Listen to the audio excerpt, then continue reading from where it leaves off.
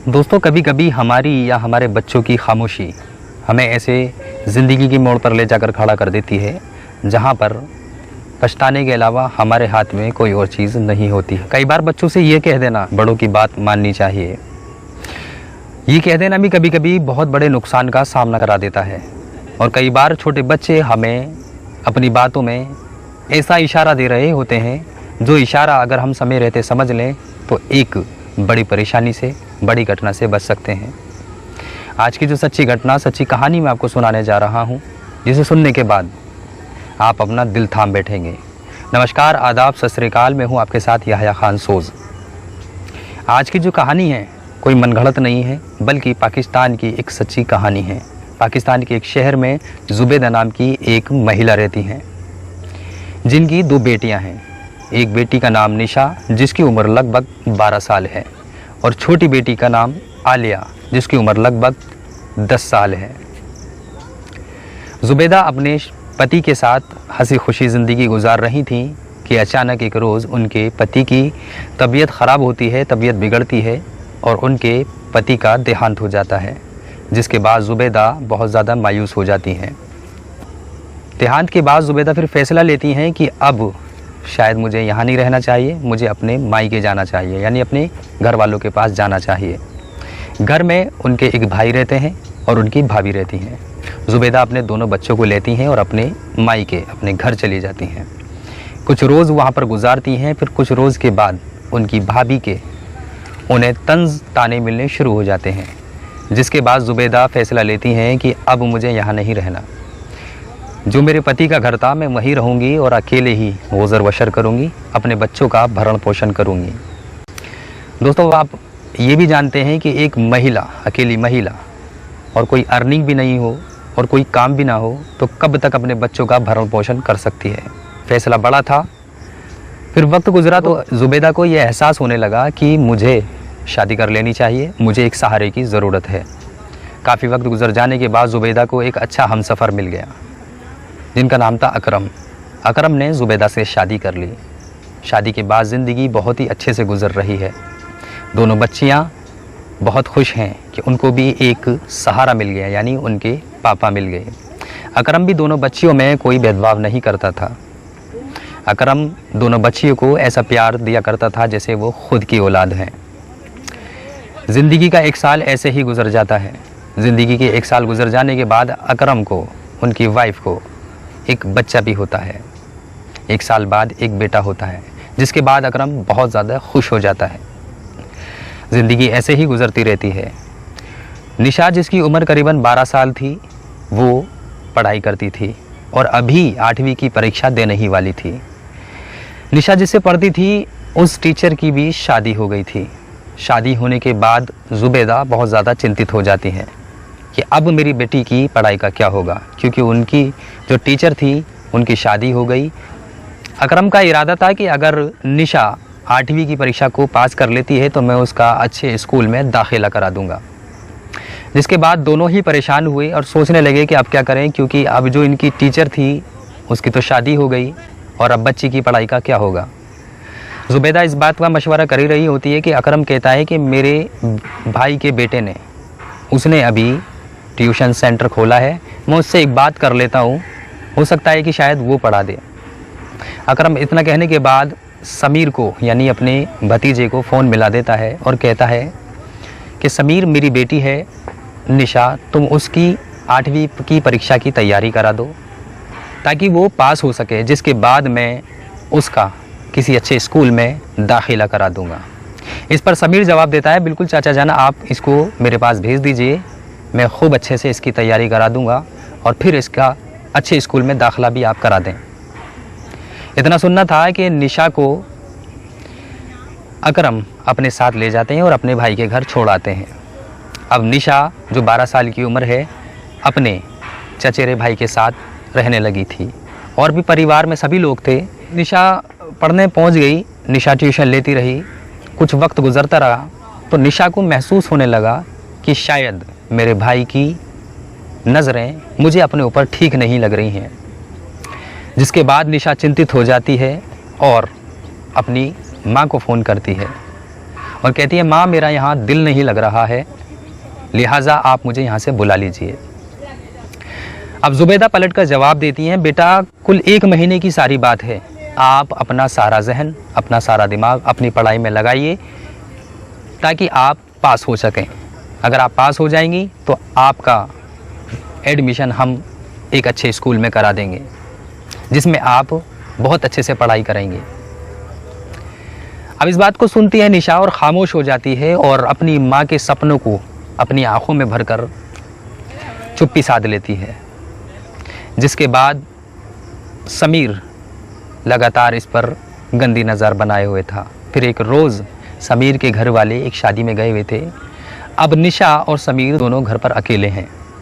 मौका देखकर समीर निशा के कमरे में जाता है और जाकर उसके पास बैठ जाता है और उसके बालों को सहलाने लगता है और उसके गालों को सहलाने लगता है।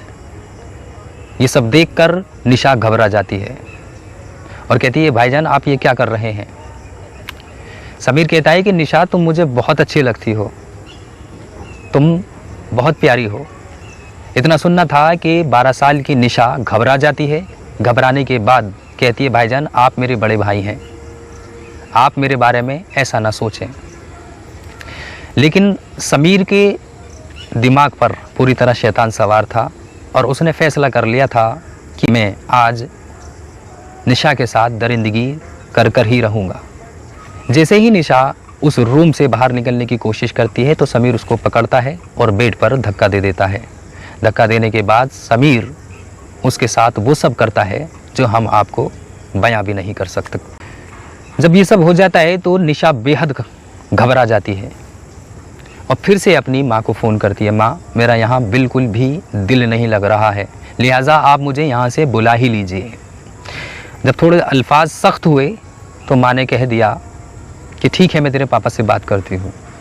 ज़ुबैदा जाती हैं और अकरम से सारी बात बताती हैं कि निशा का बहुत ज़्यादा दिल उखड़ रहा है और वो कह रही है कि आप मुझे बुला ही लीजिए। इस पर अकरम गुस्सा हो जाते हैं। अकरम कहता है कि इसका पढ़ाई में दिल है ही नहीं, ये पढ़ना ही नहीं चाहती है। मैं तो चाह रहा था कि मैं इसका दाखिला एक अच्छे स्कूल में करा दूंगा जिसके बाद इसकी ज़िंदगी बहुत ज़्यादा खुशहाली से गुजरेगी और आगे पढ़ाई में बढ़ती रहेगी, लेकिन मुझे नहीं लगता कि ये पढ़ पाएगी। इतना कहकर अकरम अपने भाई के घर पहुंच जाता है और निशा को जाते ही डांट लगाने लगता है और कहता है कि अगर तुम्हारा पढ़ाई में दिल नहीं है तो हमें बता दिया होता, हम तुम्हें यहाँ भेजते ही क्यों। और वाकई तुम्हारा पढ़ाई में दिल नहीं है तभी तो अपनी माँ को तुम बार बार फ़ोन कर करके परेशान करती हो। जिसके बाद समीर इस बात को सुनकर फ़ौरन कहता है, जी चाचा जान आपने सही कहा, इसका दिल बिल्कुल भी पढ़ाई में नहीं है बल्कि इधर उधर की बातों में ज़्यादा लगा रहता है। अब निशा ने यहाँ पर चुप्पी साध ली और सोच लिया कि एक बार मैं अपनी माँ के पास चली जाऊँ, फिर मैं सारी बात उन्हें बता दूँगी। अकरम निशा को लेकर अपने घर पहुँचते हैं। घर पहुँचते ही निशा अपनी माँ के गले से लगकर खूब रोती है और सारा मामला अपनी माँ को बता देती है, जिसे सुनने के बाद ज़ुबैदा हैरत में हो जाती हैं, सर पकड़ लेती हैं। फिर फ़ौरन ही ज़ुबैदा अकरम के पास जाती हैं और कहती हैं कि आपके भतीजे ने देखिए मेरी निशा के साथ क्या कर दिया। इतना सुनने के बाद अकरम गुस्सा हो जाता है और समीर को फ़ोन मिलाता है और कहता है, समीर तुमने ये क्या हरकत की है, मैंने तुम्हारे ऊपर भरोसा करके अपनी बेटी को तुम्हारे पास भेजा और तुमने इसके साथ क्या हरकत की। इतना सुनने पर समीर जवाब देता है कि चाचा जान ऐसा कुछ भी नहीं है, ये मुझ पर झूठा इल्ज़ाम लगा रही है, ये सारे की सारी चीज़ जो है ये सिर्फ पढ़ाई से बचने का बहाना है और ये मेरे ऊपर झूठा इल्ज़ाम लगा रही है। इतना सुनने के बाद अकरम कहता है कि बेटा तुम सही कहते हो, मैं तो सोच रहा था कि ये पढ़ाई करेगी आगे बढ़ेगी और मैं सोच रहा था कि लोग वैसे ही कहते हैं कि अपनी औलाद में और पराई औलाद में फ़र्क होता है, सौतेली औलाद में फ़र्क होता है। मैं ही पागल था जो इसके लिए सब कुछ सोच रहा था। आखिर इसने ये साबित कर ही दिया कि गैर औलाद गैर की ही होती है। इतना कहकर अकरम फ़ोन काट देता है, जिसके बाद वो कहता है निशा से, निशा अगर तुम्हें पढ़ाई नहीं करनी है तो बिल्कुल ना करो, लेकिन किसी की इज़्ज़त के ख़िलाफ़, किसी के ख़िलाफ़ और किसी के ऊपर इतना घिनौना इल्ज़ाम ना लगाओ। अब ये बात वहाँ पर रफ़ा दफ़ा हो जाती है। थोड़ा वक्त गुज़रता रहता है कुछ महीने गुजर जाने के बाद निशा के जिस्म में तब्दीली आना शुरू हो जाती है। फिर एक रोज़ पेट में बेइंतहा दर्द होता है, जिसके बाद ज़ुबैदा परेशान हो जाती हैं। ज़ुबैदा उसे डॉक्टर के पास लेकर जाती हैं, जहां डॉक्टरों से पता चलता है, डॉक्टर कहते हैं कि ये बच्ची माँ बनने वाली है। अब इतना सुनना था कि ज़ुबैदा के पैरों तले ज़मीन निकल गई और ज़ुबैदा अपने सर को पकड़कर बैठ गई कि आखिर ये क्या हो गया। ज़ुबैदा घर वापस आती हैं और सारी कहानी अकरम को बताती हैं। अकरम इस बात से बहुत ज़्यादा चिंतित हो जाते हैं, जिसके बाद अकरम फैसला लेता है कि अब ये बच्ची मेरे घर में नहीं रहेगी। अगर ये मेरे घर में रहेगी तो मेरी बदनामी होगी, समाज में मैं नज़रें ऊपर कर कर चल नहीं पाऊँगा, लिहाजा अब ये मेरे साथ नहीं रह सकती। ज़ुबैदा अकरम को बहुत समझा बुझाने की कोशिश करती है कि आप ऐसा ना करें, इसकी बच्ची की ज़िंदगी पूरी तरह बर्बाद हो जाएगी, आखिर ये कहाँ जाएगी, हम ही तो इसका सहारा हैं। जिसके बाद अकरम नाराज़ होकर वहाँ से चला जाता है। रोज़ मौका पाकर ज़ुबैदा समीर को फ़ोन करती हैं और कहती है, समीर मैं तुमसे मिलना चाहती हूँ। समीर मौका देखकर घर पर आ जाता है। घर आने के बाद ज़ुबैदा उनसे कहती है, समीर से कहती है कि समीर मैं जानती हूँ, देखो तुमने ये सब निशा के साथ किया है, जो कुछ हो गया उसको ख़त्म करो और मेरी निशा को तुम अपना लो, लिहाजा उससे शादी कर लो और इसे अपने साथ ले जाओ। इस पर समीर आग बबूला हो जाता है, कहता है कि ऐसा ना कहो कि किसी और का पाप तुम मेरे सर पर थोप रहे हो, ऐसा कभी नहीं हो सकता और मैंने ये सब नहीं किया है। अब ज़ुबैदा इस बात से गुस्सा हो जाती है और कहती है, समीर मैं जानती हूँ कि ये पाप तुम्हारा ही है, ये पाप तुमने ही किया है और मैं ये बात तुमसे उगलवा कर रहूँगी। इतना सुनना था कि समीर आग बबूला हो जाता है और कहता है कि हाँ ये सब मैंने ही किया है, मैं तो लड़का हूँ, मेरी कहीं भी शादी हो जाएगी, ज़्यादा बदनामी तुम्हारी बच्ची की है, इसकी बदनामी ज़्यादा होगी, लिहाजा तुम मुझे परेशान ना करो, मुझे जाने दो और इसका जो भी कर सको उसका करो। जैसे ही समीर ये बात कहकर मुड़ता है तो ज़ुबैदा एक खंजर निकालती है और समीर पर वार कर देती हैं, जिसके बाद समीर की मौके पर मौत हो जाती है। जब ये सारी बात हो रही होती है तो ज़ुबैदा उस वक्त अपने मोबाइल में इस सब बातों की रिकॉर्डिंग कर रही थी, जिस बात से समीर बेखबर था। जिसके बाद ज़ुबैदा अपनी दोनों बच्चियों को लेती हैं और अपने बहन के घर जा पहुंचती हैं और सारी कहानी अपनी बहन को बताती हैं। ज़ुबैदा की जो बहन थी अच्छे दिल की थी, साफ दिल की थी।